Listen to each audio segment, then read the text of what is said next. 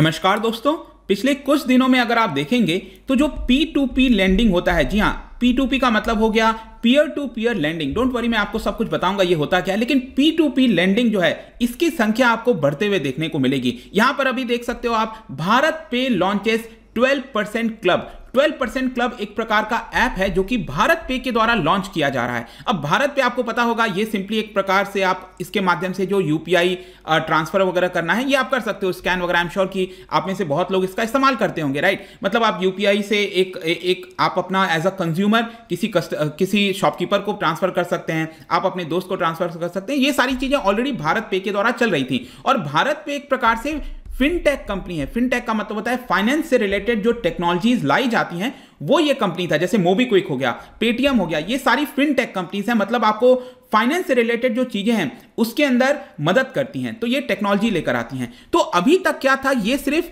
Fintech company था, लेकिन ये अब कंज्यूमर बिजनेस के अंदर एंटर कर रहा है बाय लॉन्चिंग 12% क्लब ऐप। और इसके तहत यहां पर जो भी आपकी सेविंग्स वगैरह है उसके माध्यम से आप 12% तक का यहां पर इंटरेस्ट ले सकते हैं, जो कि एक बड़ी बात है। आप अभी किसी भी सेविंग्स अकाउंट वगैरह में डालोगे पैसा तो 3%, 3.5% मैक्सिमम आपको इंटरेस्ट मिलता है। कुछ बैंक थोड़ा सा ज्यादा दे देते हैं, लेकिन यहां पर 12% तक की बात कही जा रही है। तो एग्जैक्टली है क्या? इसके अलावा रिसेंटली जो क्रेड आपने सुना होगा, ये एक ऐप है, आप में से कई लोग इस्तेमाल भी करते होंगे, तो इन्होंने भी इस तरह का लॉन्च किया है। तो इसको हम समझेंगे कि एग्जैक्टली चल क्या रहा है इस पूरे मार्केट के अंदर। काफी कुछ जानने को है, लेकिन उसके पहले अगर आप यूपीएससी की तैयारी कर रहे हैं या फिर किसी भी एग्जाम की प्रिपरेशन कर रहे हैं, सिंपली आपको हमारे ऐप को डाउनलोड करना है। वहां पर जाकर आप हमारे जितने भी कोर्सेज हैं सभी को बहुत कम दाम पर अवेल कर सकते हैं। चलिए देखते हैं एग्जैक्टली यहां पर हो क्या रहा है, हम क्यों इसके बारे में डिस्कस कर रहे हैं। जैसा कि मैं आपको बताया कि भारत पे एक जो फिनटेक फर्म है उन्होंने अनाउंस किया है कंज्यूमर स्पेस के अंदर, अभी तक ये थे नहीं, और ये लॉन्च कर रहे हैं 12% क्लब ऐप।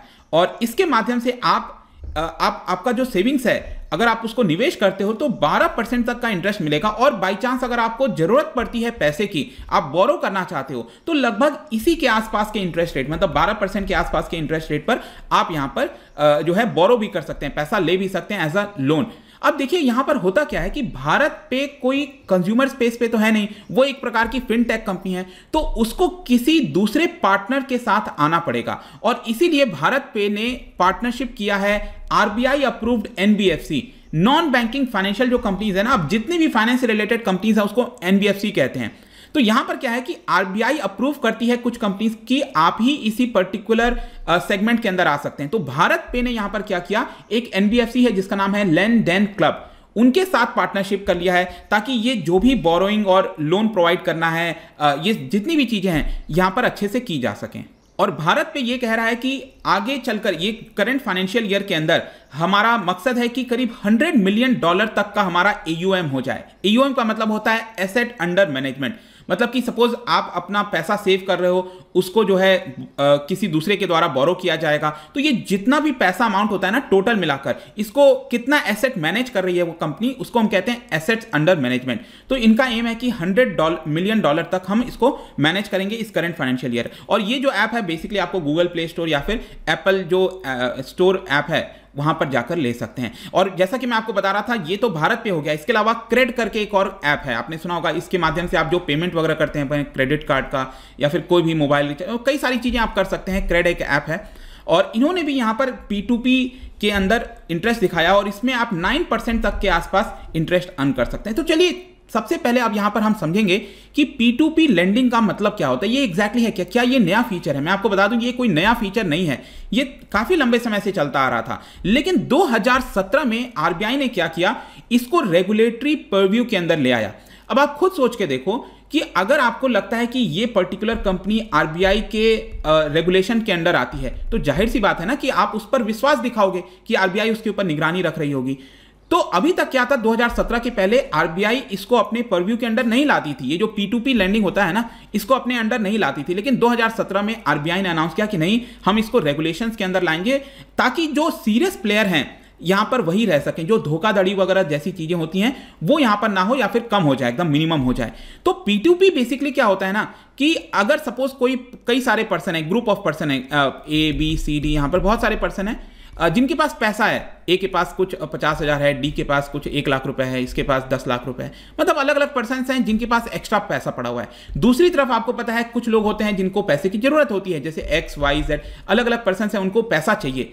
तो बेसिकली क्या है ना, इन लोगों को आपस में मैच कराया जाए। जो पैसा देना चाहता है, लोन पर देना चाहता है, और जो पैसा बोरो करना चाहता है, वो आपस में मैच हो सके, वो एक सर्विस प्रोवाइड किया जाता है। तो बेसिकली आप यूं समझो, भारत पे ने ये जो लॉन्च किया है 12% क्लब ऐप, ये एक प्रकार का सर्विस प्रोवाइडर होगा जो बोरोवर और लेंडर को आपस में मैच कराएगा। आई होप कि अब आपको समझ में आ गया होगा P2P लैंडिंग होता क्या है। तो बाई चांस सपोज मान के चलो ए के पास यहां पर 1 लाख रुपए पड़ा था, वो देना चाहता है, और यहां पर एक्स है जिसको 1 लाख की जरूरत है। तो ए क्या करेगा, यहां पर एक्स को दे देगा 1 लाख रुपए, और दोनों में आपस में डिसाइड हो जाएगा कि हम इतने इंटरेस्ट पे देना चाहते हैं। मतलब ए कहेगा कि सपोज मुझे 11% चाहिए इंटरेस्ट, एक्स कहेगा कि नहीं मैं 10% से ज्यादा नहीं दे सकता, तो फिर एक्स कहेगा चलो मैं 10.5 दे दूंगा। तो आपस में दोनों में हो गया कि चलो 10.5% में एग्री कर लेते हैं। तो 10.5% इंटरेस्ट रेट पर ये बोरोइंग हो गया एक्स के द्वारा। अब एक्स जो है वो पैसा हो सकता है कि 1 साल के बाद पूरा लमसम में लौटा दे, पूरा 1 लाख रुपए, या फिर धीरे धीरे करके एक मंथली इंस्टॉलमेंट के तौर पर भी वो लौटा सकता है, डिपेंड करता है। तो ये पूरा P2P का प्रक्रिया चलता है। तो आई होप कि आपको समझ में आ रहा होगा, यहां पर कोई फिक्स रेट ऑफ इंटरेस्ट नहीं होता है, यहां पर आपस में चीजों को डिसाइड किया जाता है और फाइनली ये चीज होता है। तो जो यहां पर भारत पे ने लॉन्च किया है, उसके अंदर भारत पे कह रहा है कि 12% के आसपास आप अर्न कर सकते हो। अब जरूरी नहीं कि एग्जैक्टली 12% होगा, हो सकता है 10.5% हो जाए, हो सकता है 11.5% भी हो जाए, ठीक है, डिपेंड करता है। अगेन ये आपको समझने की आवश्यकता है। अब बेसिकली क्या हुआ था कि जब आरबीआई ने 2017 में इसको रेगुलेशंस के अंदर ले आया, मतलब जो भी कंपनीज ये सर्विस प्रोवाइड करती हैं, आई होप कि आपको समझ में आ गया होगा कि ये जो कंपनीज हैं वो क्या कर रही हैं, बेसिकली सर्विस प्रोवाइड कर रही हैं, लोगों को आपस में मैच करा रही हैं जिसको पैसे की जरूरत है और जो पैसा देना चाहता है। तो 2017 के बाद यहां पर देखने को मिला कि बहुत सारे लोग अब P2P के माध्यम से पैसा बोरो करने लग गए और देने लग गए।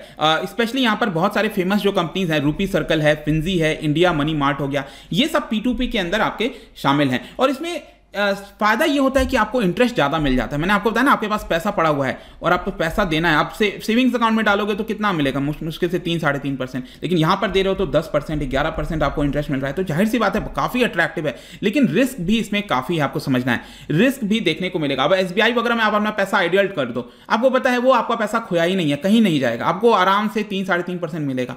लेकिन इसके अंदर क्या है कि कोई सिक्योरिटी नहीं है, गारंटी नहीं है, ये सबसे बड़ी प्रॉब्लम है। हो सकता है कि जिसने पैसा लिया डिफॉल्ट भी कर जाए, डिफॉल्ट के केस में गारंटी नहीं है कि क्या आपको वो पैसा रिटर्न होगा कि नहीं। लेकिन ऐसा नहीं है, देखो अब इससे ये मतलब मत निकाल लेना कि हमेशा से धोखाधड़ी होता होगा, ऐसा नहीं है।